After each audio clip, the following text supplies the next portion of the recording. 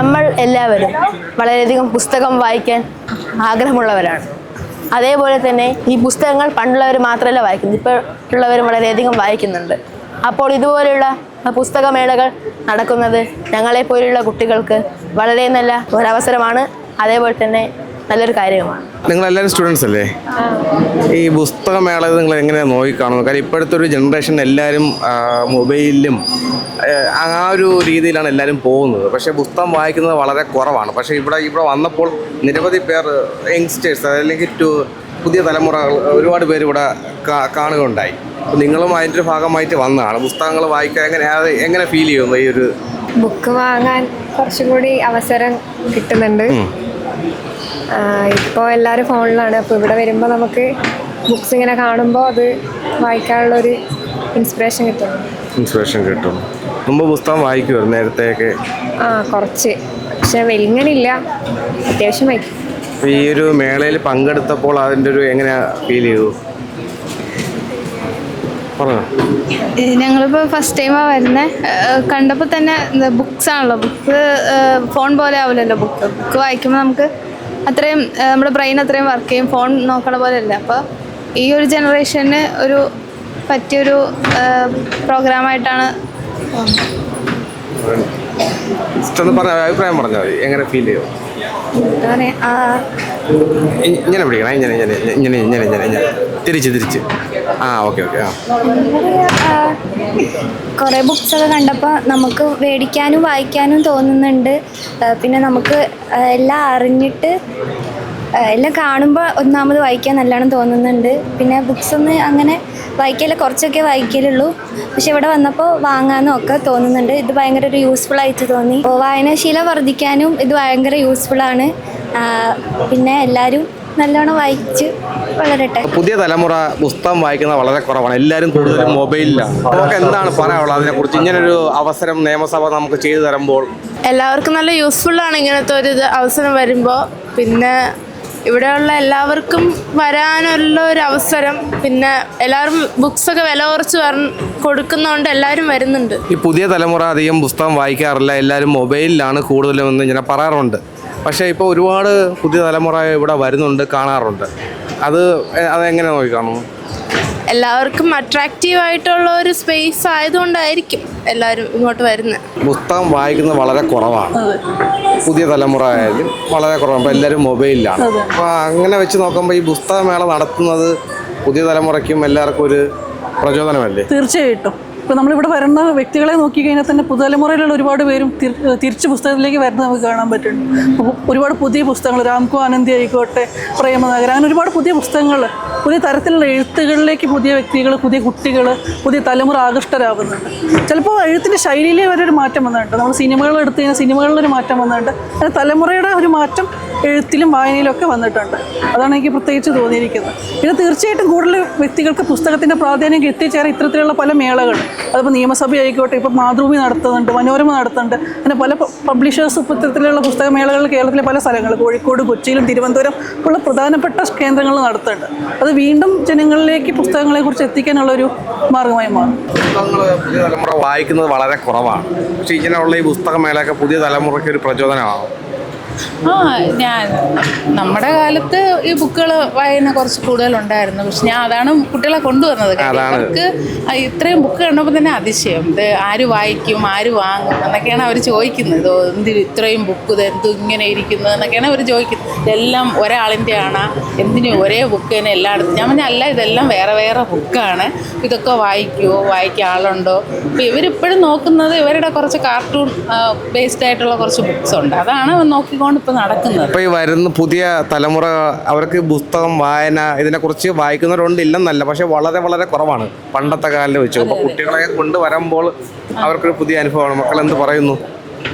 ഇവർ ഞാൻ ഇങ്ങനെ പറഞ്ഞു കൊടുത്തുകൊണ്ട് വരെയായിരുന്നു. ഇതെല്ലാം പണ്ടാണെങ്കിൽ ഒത്തിരി പേര് വന്നു, ഇപ്പോൾ കണ്ട ആൾക്കാരും കുറവ്, ഒത്തിരി പേര് വരുമായിരുന്നു. അങ്ങനെ അവന് വേണ്ടി ഞാൻ ഓരോ ബുക്കുകൾ എടുത്തിങ്ങനെ കാണിച്ചു കൊടുക്കുകയായിരുന്നു. അവരുടെ ഇപ്പോൾ അങ്ങനത്തെ കുറച്ച് ബുക്കുകളുണ്ടല്ലോ, കുറച്ച് സീരീസൊക്കെ, അതാണ് നോക്കിക്കൊണ്ട് വരുന്നത്. നമസ്തേ, ഞാൻ CN ചേന്നമംഗലം.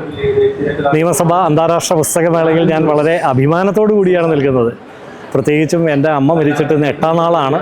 എന്നിട്ട് പോലും ഞാൻ ഈ പുസ്തകമേളയിൽ വന്നു നിൽക്കുന്നത് എനിക്ക് പുസ്തകത്തോടുള്ളതായ താല്പര്യം, വായനയോടുള്ളതായ താല്പര്യം, എഴുത്തിനോടുള്ള താല്പര്യം, വായനക്കാരോടുള്ള താല്പര്യം ഇതൊക്കെ മുൻനിർത്തി തന്നെയാണ്. തീർച്ചയായിട്ടും വായന മരിച്ചിട്ടില്ല, എല്ലാവരും നന്നായി വായിക്കുന്നുണ്ട്. പ്രത്യേകിച്ചും കുട്ടികൾക്ക് വേണ്ടിയുള്ളതായ രചനകൾ കുറേ കൂടി അപ്ഡേറ്റഡ് ആകേണ്ടിയിരിക്കുന്നു എന്നെനിക്ക് തോന്നിയിട്ടുണ്ട്. കാരണം പഴയ ആമയുടെയും മുയലിൻ്റെയും കഥ പറഞ്ഞാൽ ഇന്നത്തെ കുട്ടികൾക്കത് എത്ര കണ്ട് ഉൾക്കൊള്ളാൻ സാധിക്കില്ല. കുട്ടികൾ വായനക്കാർ എന്നുള്ള നിലയിൽ എഴുത്തുകാരേക്കാൾ വളരെയേറെ മുന്നോട്ട് പോയിരിക്കുന്നു. അപ്പോൾ വായനക്കാരായ കുട്ടികളിലേക്ക് എഴുത്തുകാരൻ ഓടിയെത്തേണ്ടിയിരിക്കുന്നു എന്നുള്ളതാണ്. നാം കുറേ കൂടി അപ്ഡേറ്റഡ് ആകേണ്ടിയിരിക്കുന്നു എന്നാണ് എനിക്ക് തോന്നുന്നത്. എന്ന് മാത്രമല്ല, ഈ പുസ്തകമേളയിൽ നിൽക്കുന്ന സമയത്ത് ഇന്നീ പകൽ കെട്ടടങ്ങാതിരുന്നെങ്കിൽ, ഈ സ്മൃതിപ്പൂക്കളുറങ്ങാതിരുന്നെങ്കിൽ, എന്തൊരുന്മാദം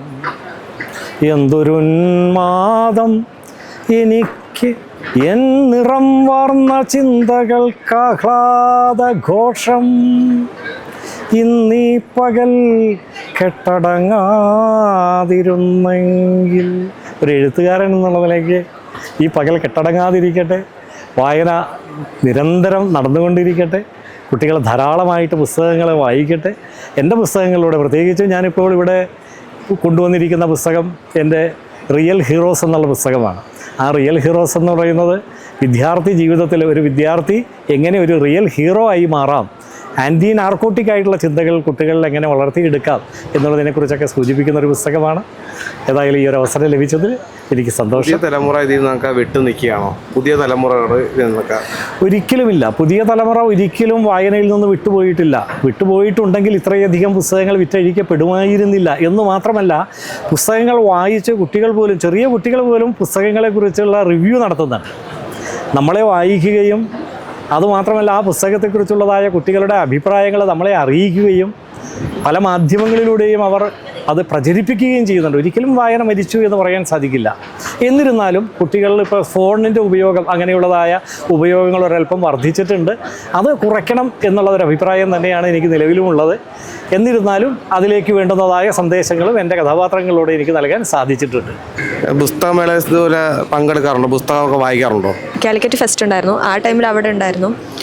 പിന്നെ പുസ്തകങ്ങൾ വായിക്കാൻ ഭയങ്കര ഇഷ്ടമായതുകൊണ്ട് ഇതുപോലത്തെ ഫെസ്റ്റുകളിലെല്ലാം മാക്സിമം പങ്കെടുക്കാൻ നോക്കണ്ട. ഇത് ട്രിവാൻഡ്രത്ത് വന്നിട്ട് ഫസ്റ്റ് ടൈമാണ്, മലപ്പുറത്തു നിന്നാണ്.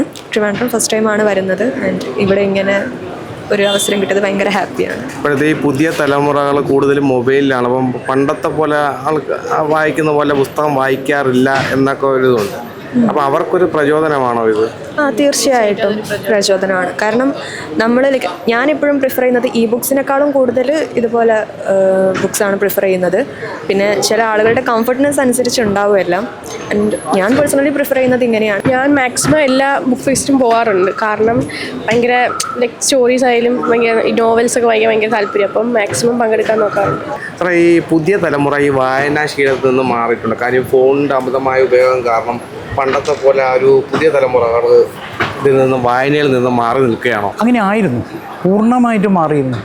വായനയിൽ നിന്ന് ഒരു 1-2 ജനറേഷൻ അബോട്ട് ചെയ്തു പോയി എന്ന് പോലും നമുക്ക് പറയാമായിരുന്നു. ഇപ്പോഴതല്ല. ഇപ്പോഴതിന് ശേഷം ആൾക്കാർ വായനയിലേക്ക് തിരിച്ചു വരുന്നൊരു കാഴ്ച നമുക്ക് വളരെ കൃത്യമായിട്ട് കാണാൻ പറ്റും. ഇപ്പം തന്നെ ഈ എക്സിബിഷൻ്റെ ആദ്യത്തെ ചാപ്റ്ററിൽ അതിൻ്റെ മുദ്രാവാക്യം, സ്ലോഗൻ എന്ന് പറയുന്നത് വായനയാണ് ലഹരി എന്ന് പറയുന്നതാണ്. ഈ കുട്ടികളിപ്പം വായിക്കുന്നുണ്ട്. അതിന് ബേസിക് കാരണം കുട്ടികളെ വായിക്കാൻ രക്ഷിതാക്കളെ പ്രേരിപ്പിക്കുന്നുണ്ട്. മുമ്പ് ഇതേ രക്ഷിതാക്കളാണ് കുട്ടികളെ വായിപ്പിക്കാതിരുന്നത്.